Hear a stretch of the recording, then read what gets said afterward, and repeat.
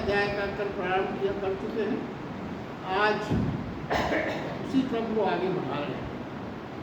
कल हमने जाना था प्रकृति में 3 गुणों को भगवान ने परिपूर्ण किया, कर्म, रज और सत्य। ये निश्चित समझें कि तीनों में से एक भी कम हो तो मनुष्य का जीवन टिक नहीं सकता। तीनों अनिवार्य है। सब अलग अलग हो सकता है मगर तीनों की प्रेजेंस बिल्कुल आवश्यक है और होती ही है स्वाभाविक रूप से।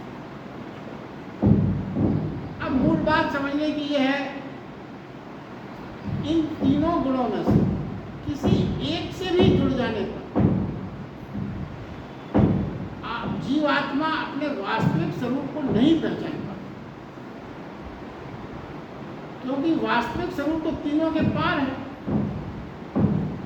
वास्तविक स्वरूप क्या है? गुणातीत होना।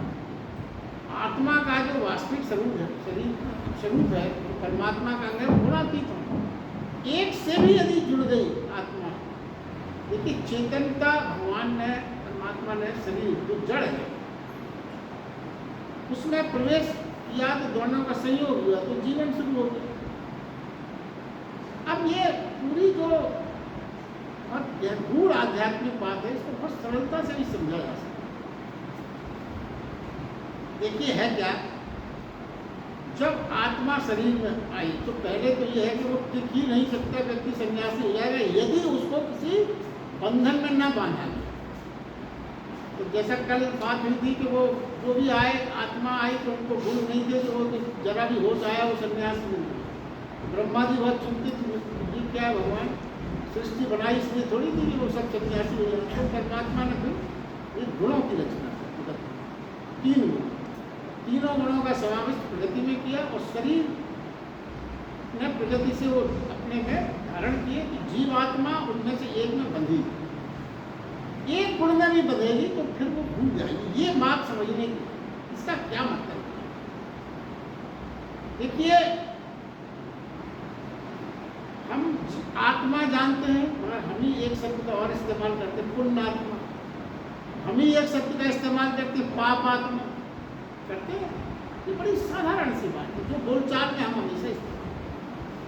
आत्मा कैसे पुण्यात्मा होगी, कैसे वही आत्मा पाप आत्मा होगी? क्या रहस्य है?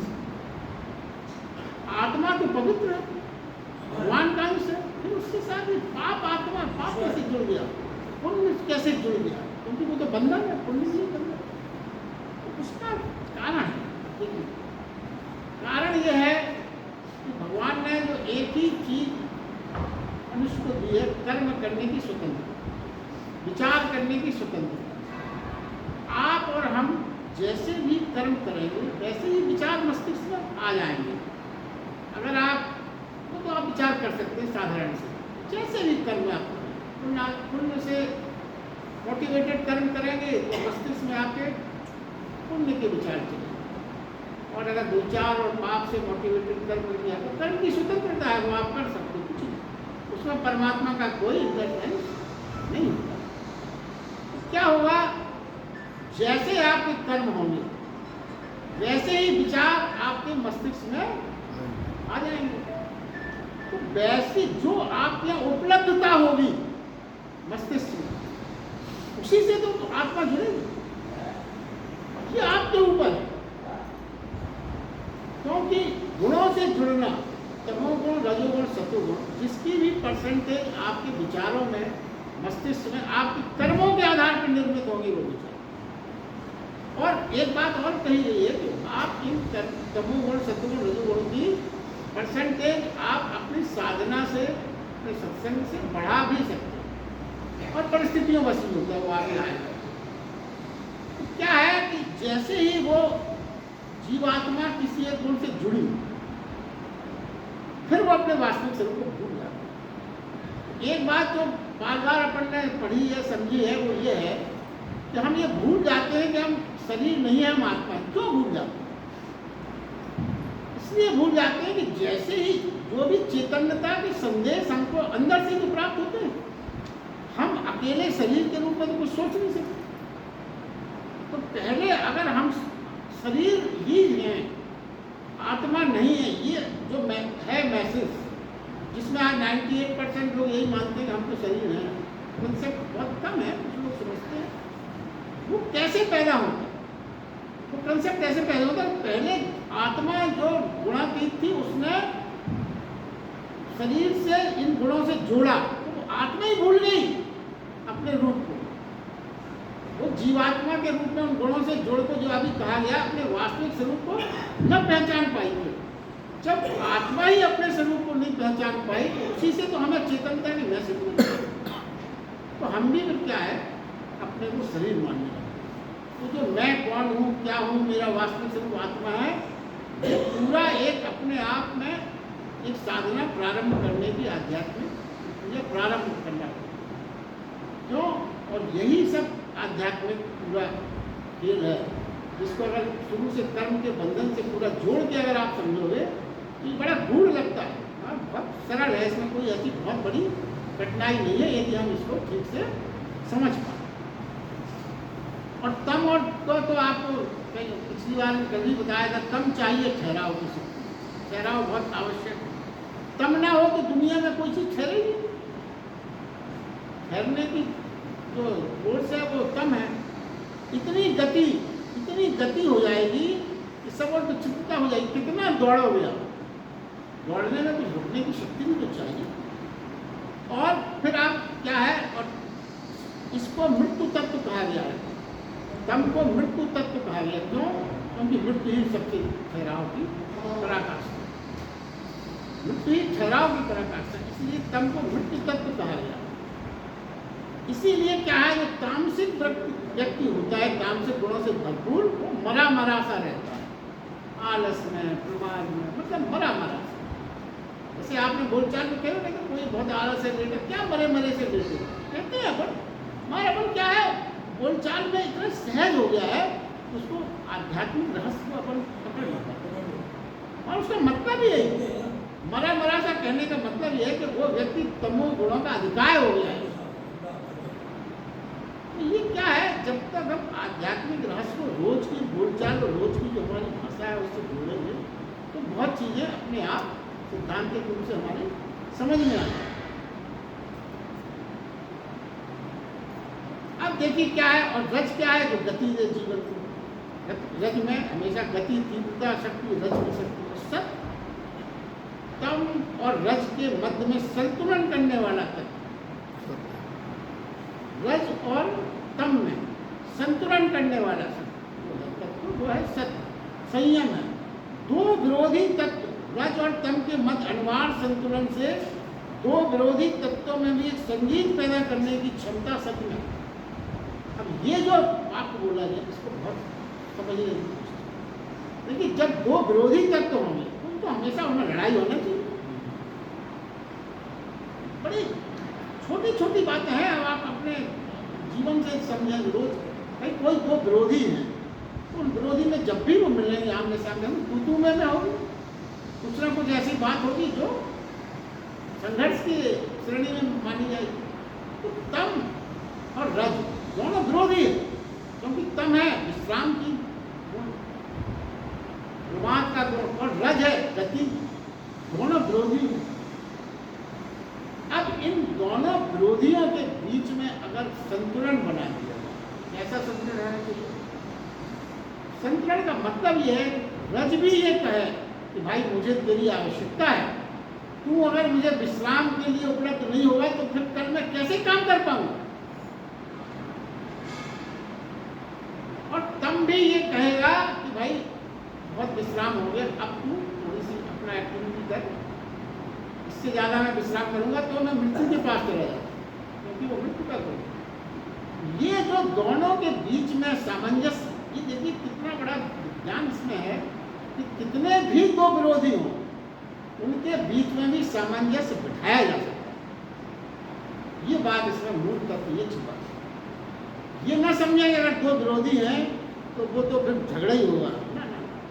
एक दूसरे की आवश्यकता यदि उनको दोनों को आपस में समझाई जा सके तो वो विरोधी भी एक दूसरे पर डिपेंडेंट होंगे, एक दूसरे का सम्मान करना सीखता है। यही भगवद गीता की विशेषता है समझाना।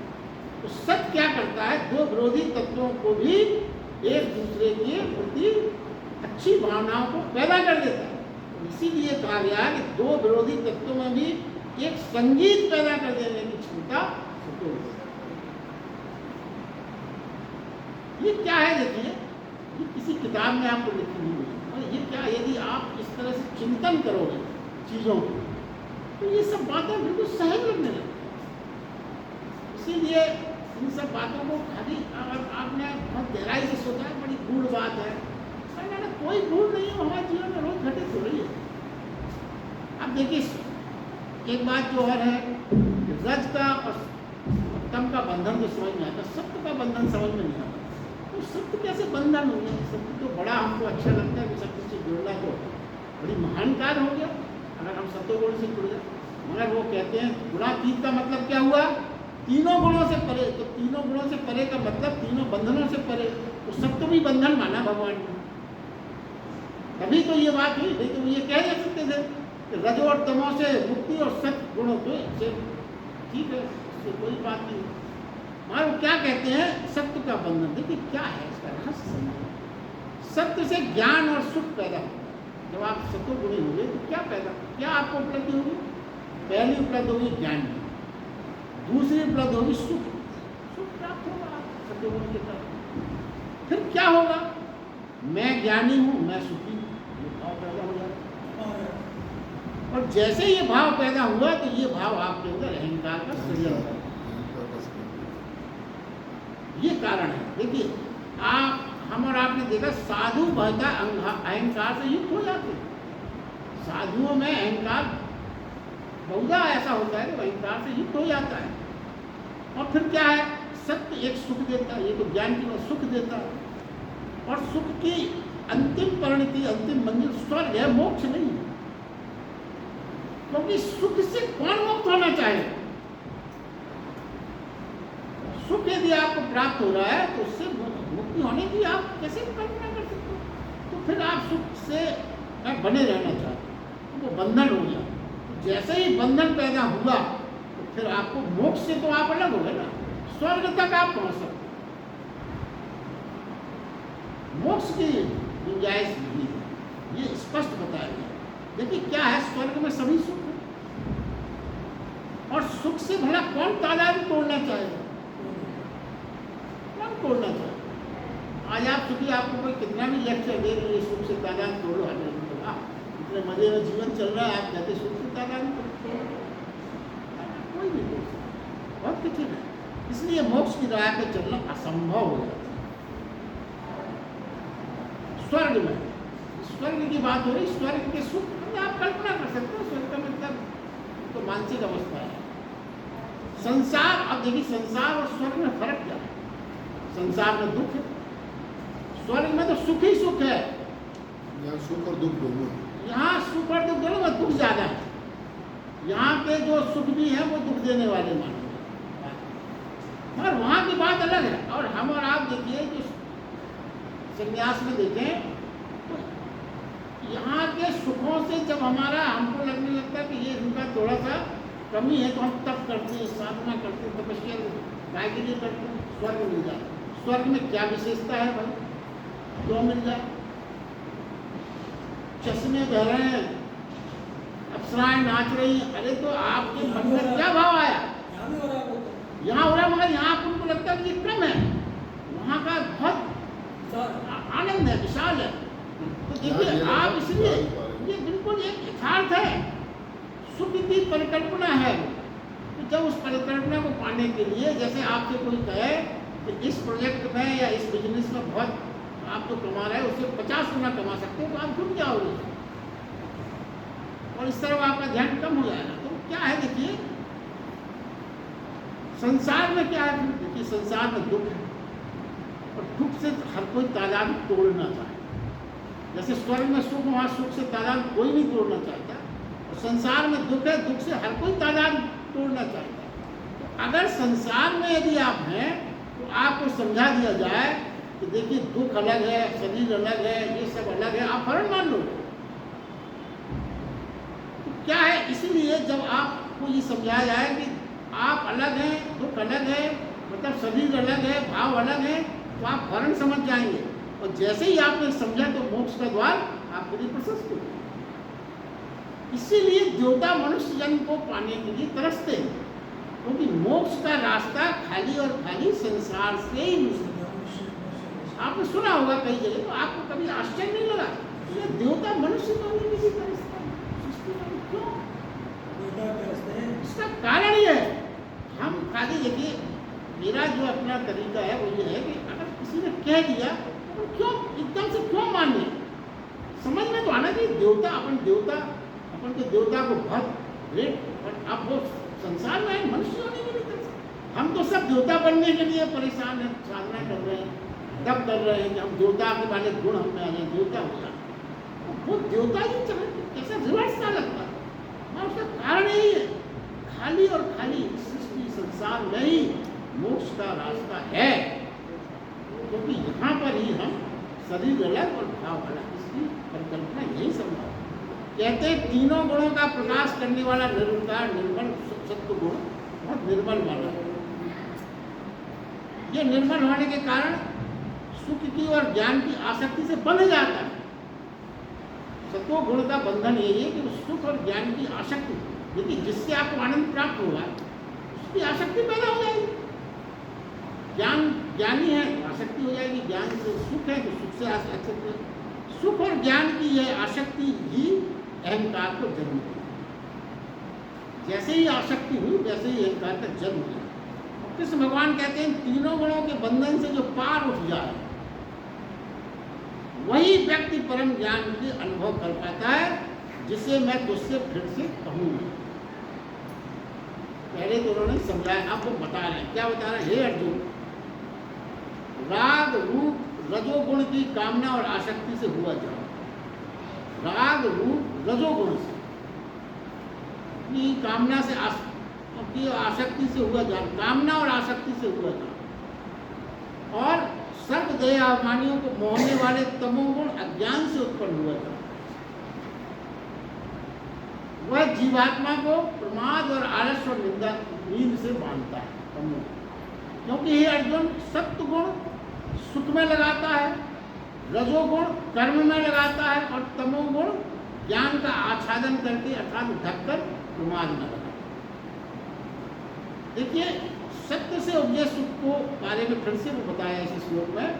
सत्य सुख देता है, उसमें ही बंध जाते हैं। पुण्यों से ही सुख कमाया जा सकता है। आप सुख कैसे कमाओगे? अपने पुण्यों से सुख कमाओगे। तो आप पुण्य कार्य करोगे तभी तो आपको सुख मिलेगा। तो मतलब क्या होता है, इन पुण्य कमाने में आपने पुण्यों से सुख तो कमा लिया, मगर एक मन में ये डर बैठा रहता है कि जब ये पुण्य चुक जाएंगे, सुख भोगते भोगते तो वापस दुखों की ओर हमें फेंक दिया जाए। तो क्या है, स्वर्ग की जो परिकल्पना है वहां पर नए पुण्य जोड़ने की व्यवस्था नहीं है। ये छोटी छोटी बातें मगर आप इसको एक बार समझ लेना तो फिर आपको कहीं कोई कंफ्यूजन नहीं। स्वर्ग में क्या है, नए पुण्य जोड़ने की व्यवस्था नहीं है। सुख भोगने के साधन है मगर व्यवस्था नए पुण्य जोड़ने के लिए। तो आप कितना भी आपका बैंक बैलेंस हो, यदि आप सिर्फ खर्च ही करते जाएं एक दिन तो जीरो हो जाएगा। उसमें जोड़ने का आप कोई काम नहीं कर पा रहे यदि, तो वो तो बैलेंस खत्म होने वाला है। तो जैसे ही बैलेंस खत्म हुआ तो आपको फिर दुख हो जाएगा। दुख होने के लिए आपको सृष्टि में आना पड़ेगा, क्योंकि वहाँ तो दुख है। अब वहाँ पुण्य क्यों नहीं अर्जन कर सकते? यदि हर चीज का जवाब समझ में आना चाहिए। पुण्य अर्जन क्यों नहीं होता? पुण्य अर्जन कैसे अपन करते हैं? किसी गरीब को अपन ने दान दे दिया, किसी की मदद कर दी, कोई असहाय है तो उसकी सहायता कर दी। वहाँ तो कोई असहाय है ही नहीं। आप कंबल बांटने निकलोगे गरीब बूढ़ों को, यहाँ तो हर गली में मिल जाएंगे। वहाँ कोई कंबल लेने वाला नहीं मिलेगा आपको, तो क्या पुण्य करोगे आप? वहाँ तो सभी आनंद से। ये है बात। तो स्वर्ग तो सुख है, सुखी सुख है, कहीं अभाव है ही नहीं। तो आपको कोई चांस ही नहीं है पुण्य कमाने का। एक जगह ये हुआ था, एक रोटरी में मैंने एक बात सुनी थी कि अगर सब लोग गरीबी पूरी तरह से हट जाए तो सभी को प्रसन्न होना चाहिए। मगर रोटरी वाले दुखी हो जाएंगे, कंबल किसको बांटते हैं वहाँ? कहीं नहीं, कोई मिल ही नहीं रहा है। उनके तो सारे प्रोजेक्ट फेल हो जाएंगे। छोटी छोटी बातें हैं मगर इसमें बहुत दूर दराज छुपे हुए हैं। तो क्या है, स्वर्ग में इसीलिए कहा गया कि स्वर्ग में पुण्य कमाने की व्यवस्था नहीं है। तो स्वर्ग में देखिए ऐसा ही जब क्या होता है, जब पुण्य चुक जाएंगे, ऐसा ही जैसे बहुत धन कमाने पर धन कमाने का डर रहता है। देखिए स्वर्ग के सुख पाने को प्राणी जब तब यज्ञ करता है, कामना रहती सुख की, यही कामना बंधन का रूप ले लेती है। हाँ, यह बंधन सोने की जंजीरों का होता है।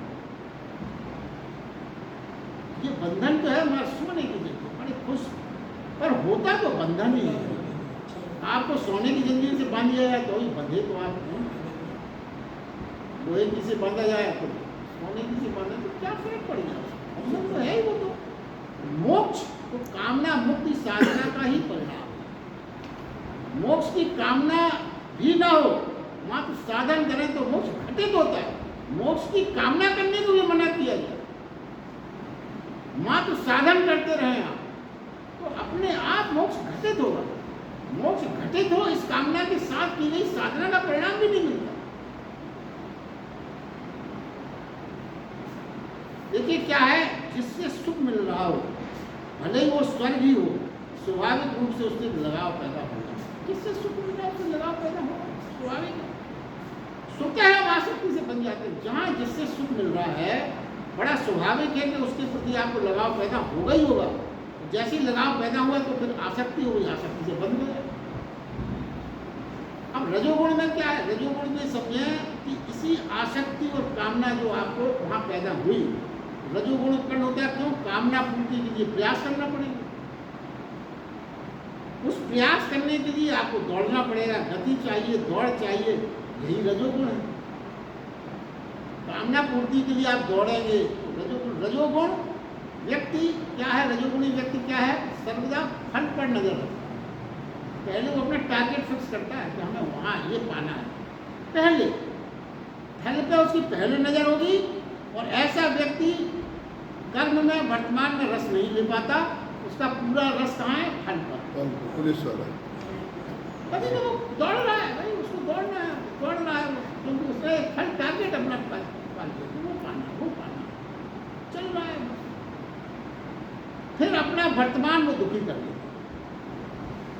तो वर्तमान के लिए तो वर्तमान का तो वहाँ तो बचा ही नहीं ना। वर्तमान में तो उसे दिन रात फिरना पड़े, दिन रात काम करना पड़े, तो निश्चित रूप से लालसा बढ़ती जाती है।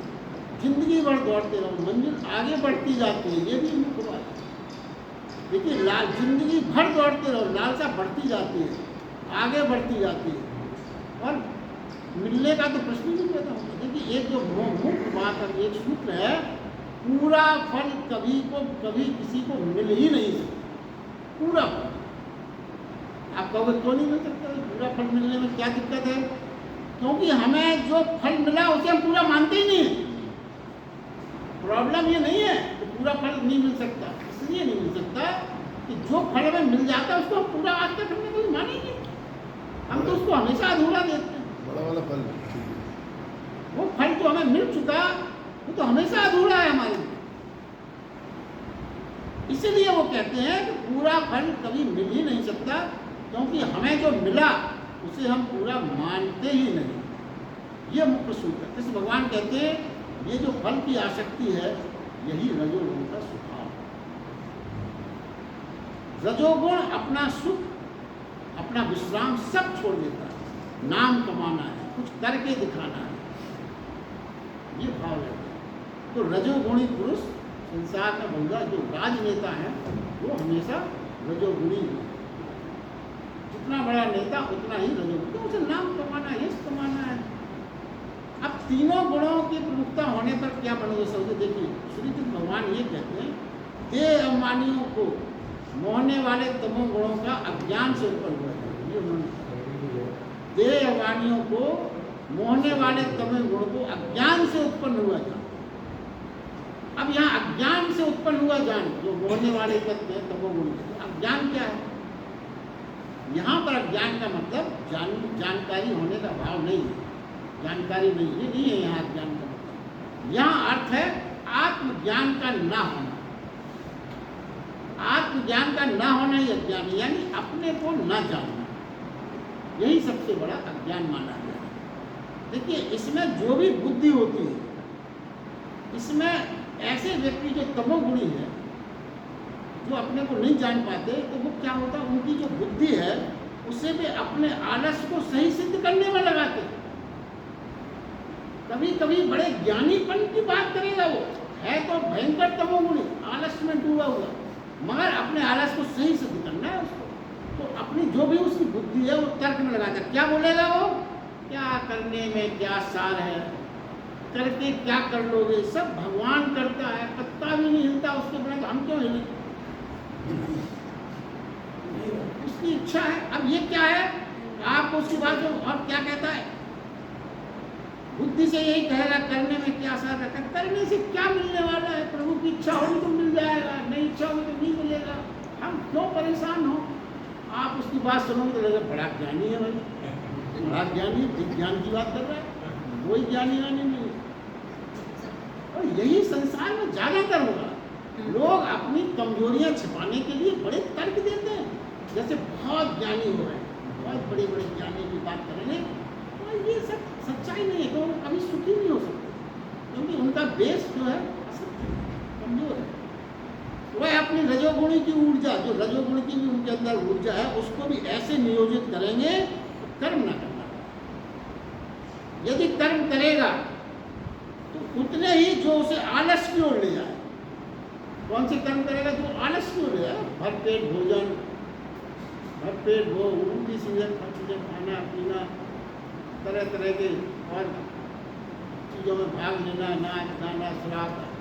अब जैसे क्या है, देखिए जो तमोगुणी होगा वो रजोगुण को भी तमोगुण से जोड़ देगा। कैसे करेगा, दिन भर तो मेहनत करेगा, दिन भर मेहनत की उसने, तो क्या हुआ, रजोगुण है तभी तो मेहनत कर पाया वो, मगर शाम को क्या करेगा, जाके दारू की ठेले पे जाके शराब। ये तमोगुण के लक्षण, मेहनत के बदले वो शराब खरीदना उसे बहुत अच्छा है। ये क्या है, वो अपने रजोगुण को भी तमोगुण में परिवर्तित कर देता है। ये तो प्रत्येक प्राणी में ये तीनों गुण मौजूद रहते हैं, लेकिन प्रत्येक में ये तीनों गुणों की मात्रा अलग अलग है। जिस गुणों की अधिकता होगी वो दूसरे दो गुणों को दबा देगा। ये बात भी आगे जो महत्व है, सत्वगुण सुख लाता है, रजोगुण कर्म में लगाता है, और तमोगुण दिमाग में लगाता है।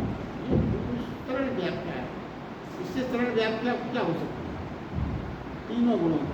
जब कोई प्राणी तीनों गुणों से बाहर हो जाता है तो उसे गुणातीत अवस्था कहते हैं, यही परम सिद्धि है जो भगवान कृष्ण ने बार बार इसका उपयोग किया, गुणातीत होना, यही परम सिद्धि है। अब देखिए आगे के जो श्लोक है उसमें ये उल्लेख किया गया कि सत्वगुण का एक ही लक्षण है, सत्वगुण का एक ही लक्षण है, क्या है, चेतनता। चेतनता यानी होश से परिपूर्ण रहना, कोई भी काम आप करें सर्वदा आपका होश कायम रहेगा, हमेशा होश में रहना। जो जानना है, जो जानना सत्वगुण बढ़ाए, अगर ऐसा आप रहें कि हर काम आप होश पूर्वक कर सकें,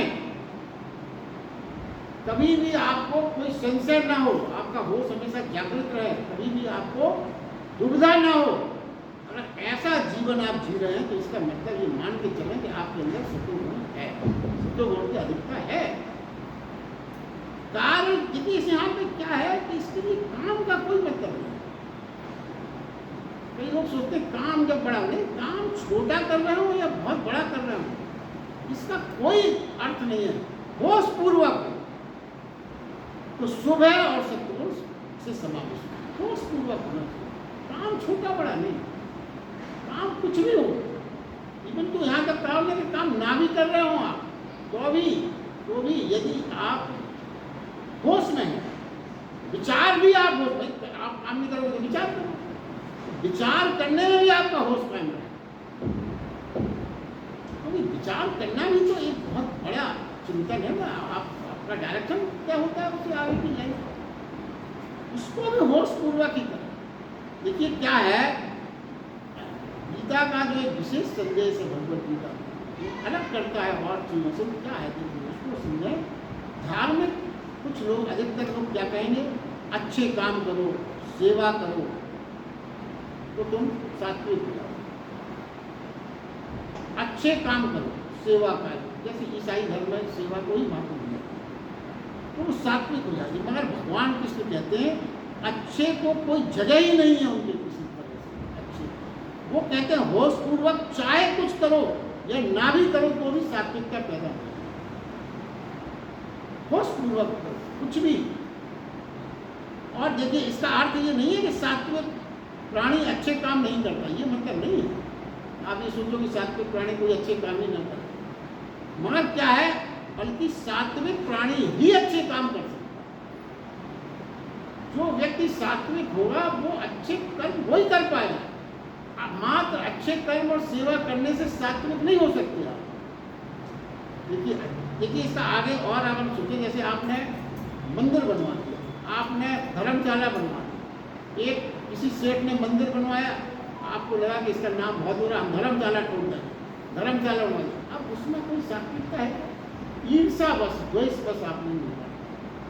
या आपने मंदिर इसलिए बना दिया कि आप अगर राजनेता हैं तो हमें लोग वोट देंगे, मंदिर बना दिया, वोट मिल जाएगा, या हमारा यशोगान होगा, लोग हमारी जय जयकार करेंगे, जहाँ से हम निकलेंगे हमको बड़ी प्रतिष्ठा मिलेगी, किसी प्रोग्राम में हमको मंच मिलेगा, तो सब लोग ये भाव आ गया।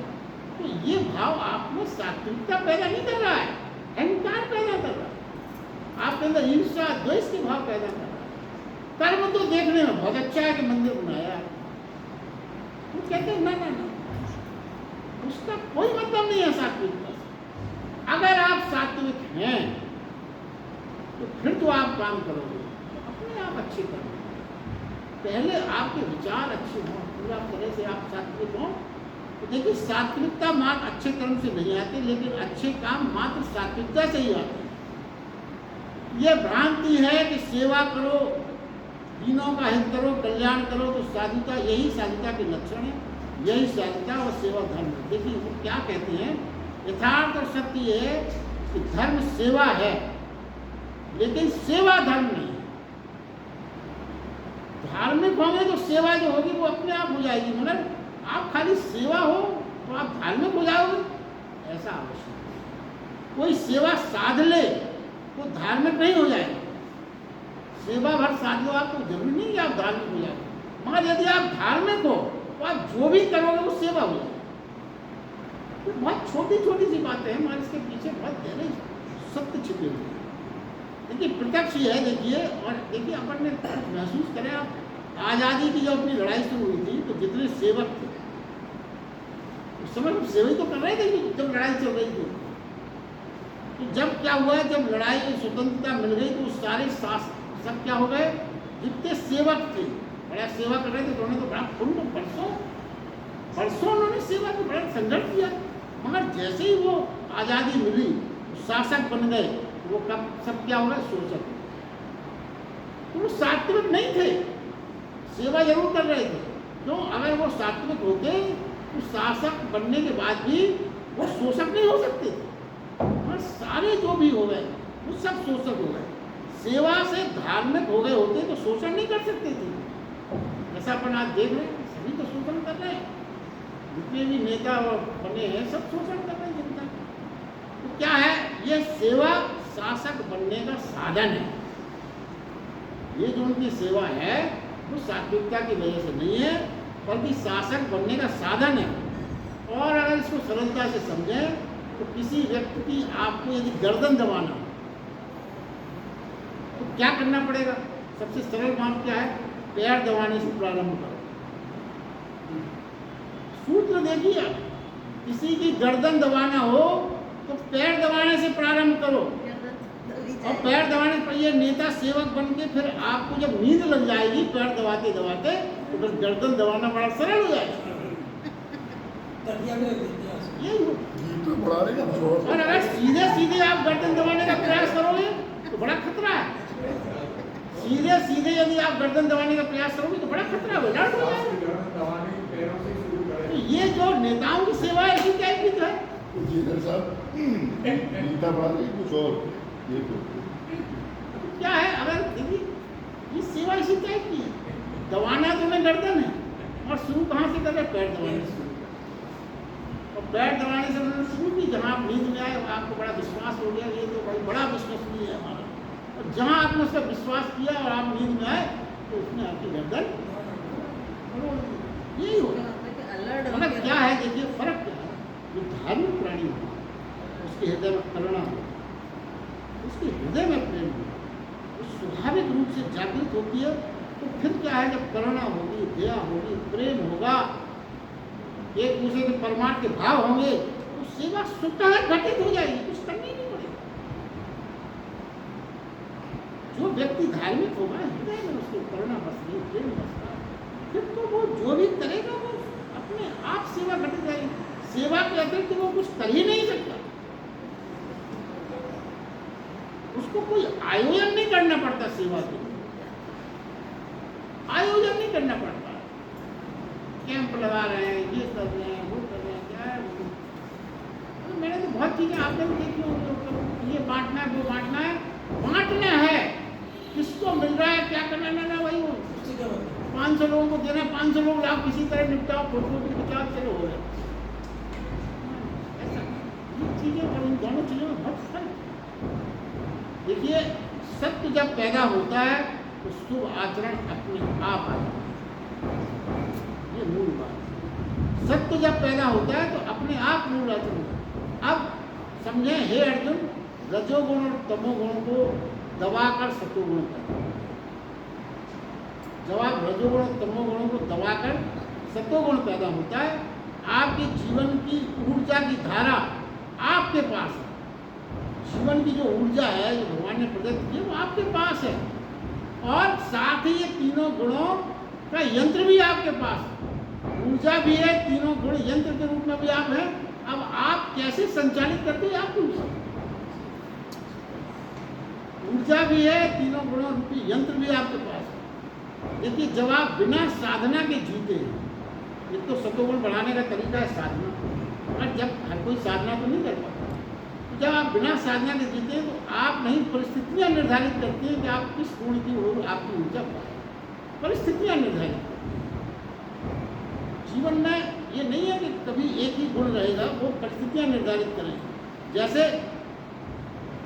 आप मान लीजिए कोई बहुत तमोगुणी है, आलस्य में बैठा हुआ है, तमोगुणों से भरपूर है, और उसको ये बता दिया जाए कि तुम्हारे घर में आग लग गई तो तमोगुण गए, रजोगुण एकदम दौड़ पड़ेगा, उससे ज़्यादा रजोगुण फिर कहीं नहीं दिखेगा। ये क्या हुआ, ये परिस्थितियों के कारण परिवर्तन है। ये तो एकदम से उसमें कोई ये नहीं आ गया, तो एकदम साधना से उसने अपना तमोगुण छोड़ा, साधना से रजोगुण ना, वो तो परिस्थितियों में परिवर्तित कर दिया।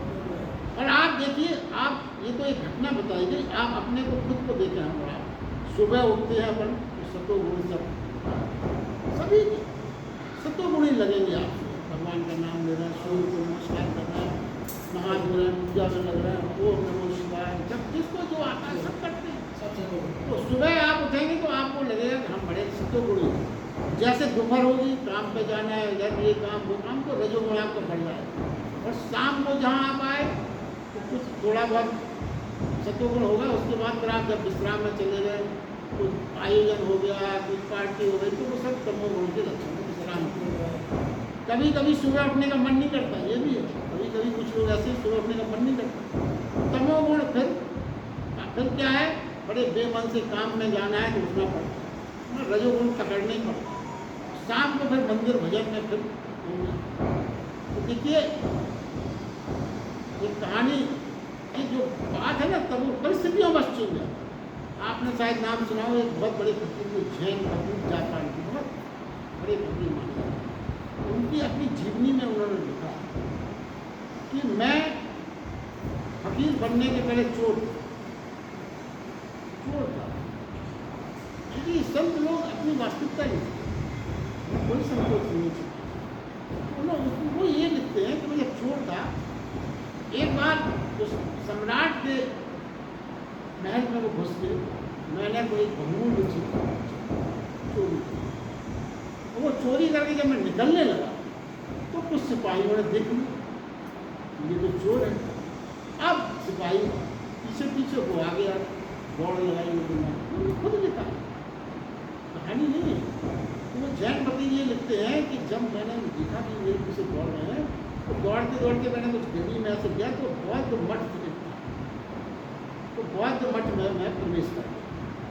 वहाँ पर कुछ बौद्ध के जो शिष्य थे वो आराम कर रहे थे, तो आराम करते समय उनकी जो साधना की ड्रेस थी वो खूंटी पर टंगी हुई थी, कपड़े बदल के आदमी सोता है। तो बोले मैंने क्या किया कि उसमें से एक ड्रेस खूंटी से उतार के पहन ली और पालती महात्मा बैठ गया, ओम बुद्धाय नमः, ओम बुद्धाय नमः करने लगा। सिपाहियों ने देखा था उसको अंदर, तो वो अंदर आए तो उन्होंने उसको देखा, तो पूछा इससे, तो महात्मा जी यहाँ कोई चोर आया था क्या? तो मैंने कोई जवाब नहीं दिया, ओम बुद्धाय नमः, बुद्धाय नमः। तो उन्हें लगा कि भाई महात्मा जी को डिस्टर्ब नहीं करना चाहिए। तो सारे सिपाही आए, महात्मा जी को चरण स्पर्श और चरण स्पर्श करके चले। बोले मुझे उस दिन ये लगा कि जब नकली साधु बनने में इतना सम्मान मिलता है, असली साधु बनने में क्या है? बस इस भाव ने उनसे चोरी छुड़ा। जो चोरी, सोचे आप, जो चोरपन सजा और गोली से नहीं जाता, जो चोरपन की उसकी आदतें, सजा भी मिल जाती, गोली भी लग जाती, तो भी वो उसकी चोरपन की आदतें न छूटती, हमारे चरण स्पर्श ने उसकी वो आदत छुड़ा। ये भाव है। तो वो ये लगते हैं फिर मैं बड़ा संत, मेरे भाव बदल गए। तो क्या है, तमोगुण विश्राम का हो और फिर कार्य हेतु रजोगुण में तैयार, उतना ही विश्राम हो कि आप कल के काम के लिए अपने को तैयार कर सकें, उतना तमोगुण अनिवार्य है और आवश्यक भी है।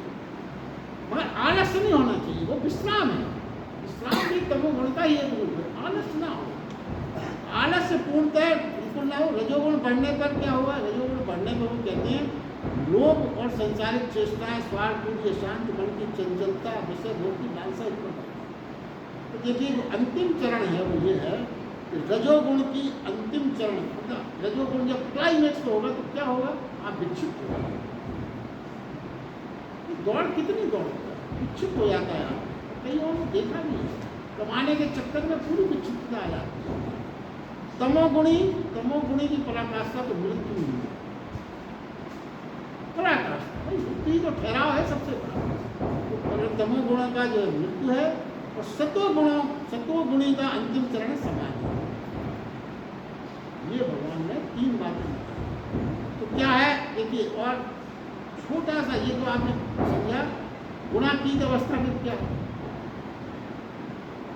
देखिए बहुत सरलता से उदाहरण आपके समक्ष रखने का प्रयास कर रहा हूँ।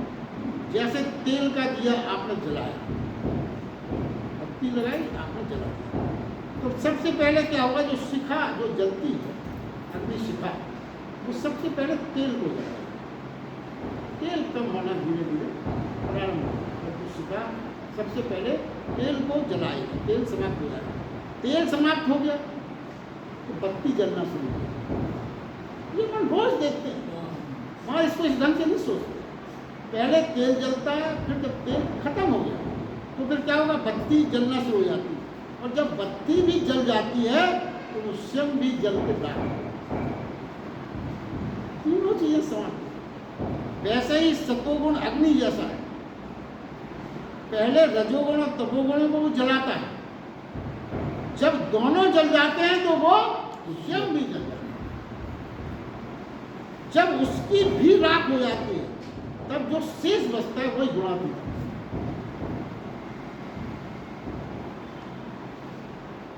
यही परमात्मा की अनुभूति है, इसी अवस्था में परमात्मा की अनुभूति। इससे सरलतम उदाहरण अगर आप दिमाग में रखें, बड़ी बड़ी व्याख्याएं हैं गुणातीत इसकी, मतलब मेरा प्रयास ही रहता है कि अपन सरलतम चीज से। आज के लिए बस इतना ही।